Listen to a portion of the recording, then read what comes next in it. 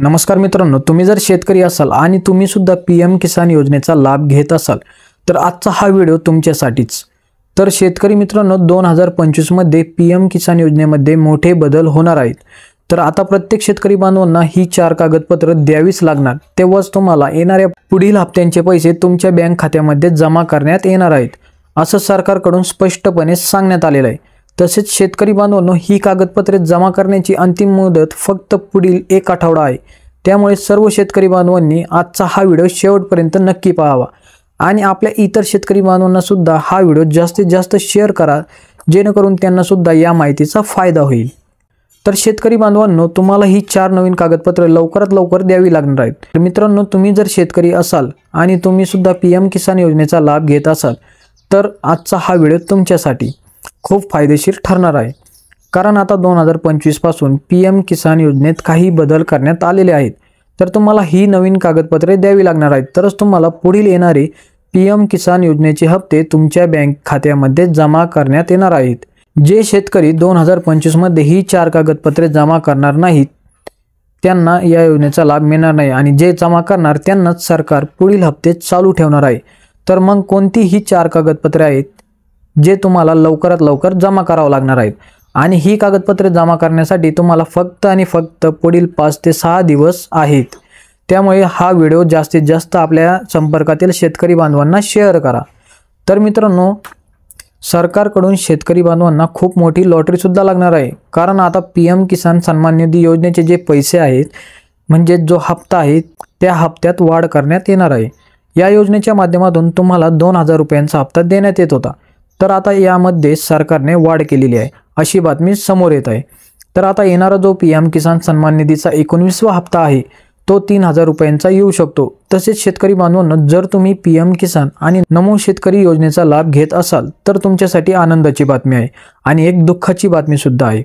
2025 मध्ये अनेक शेतकरी बांधवांना पीएम किसान सन्मान निधी योजनेचे पुढील हप्ते मिळणार नाहीत आणि त्या शेतकऱ्यांना लाभार्थी यादीमधून काढण्यात सुद्धा येणार आहे।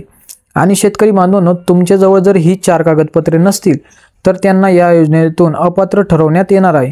त्यामुळे मित्रांनो, आजचा हा व्हिडिओ जास्तीत जास्त आपल्या शेतकरी बांधवांना शेअर करा। तर मित्रांनो, नुकत्याच झालेल्या एका बैठकीत पंतप्रधान नरेंद्र मोदी यांनी शेतकरी बांधवांसाठी आनंदाची अशी बातमी दिलेली आहे। आता पीएम किसान सन्मान निधी योजनेत 2000 ऐवजी 3000 रुपयांचा हप्ता करण्यात येणार आहे। म्हणजेच येणारा जो 19वा हप्ता आहे हा 3000 रुपयांचा असणार आहे। तर शेतकरी बांधवांनो, तर ही कागदपत्रे कोणती आहेत ते जाणून घेऊयात। तर सर्वप्रथम तुमच्याकडे आधार कार्ड असणे आवश्यक आहे आणि तुम्ही अर्ज करताना जो आधार कार्डला नंबर दिला होता तोच नंबर तुमच्या आधार कार्डला लिंक असणे आवश्यक आहे।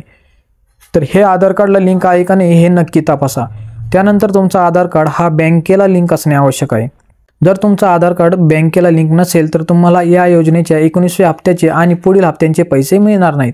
त्यानंतर तुमच्याजवळ रेशन कार्ड असणे आवश्यक आहे आणि त्या रेशन कार्डची ई-केवायसी पूर्ण केलेली असणे आवश्यक आहे। जर तुमच्याकडे रेशन कार्डची ई-केवायसी केलेली नसेल तर तुम्हाला या योजनेचा लाभ मिळणार नाही। त्यामुळे लवकरात लवकर रेशन कार्ड दुकानात जाऊन आपल्या रेशन कार्डची ई-केवायसी पूर्ण करून घ्या।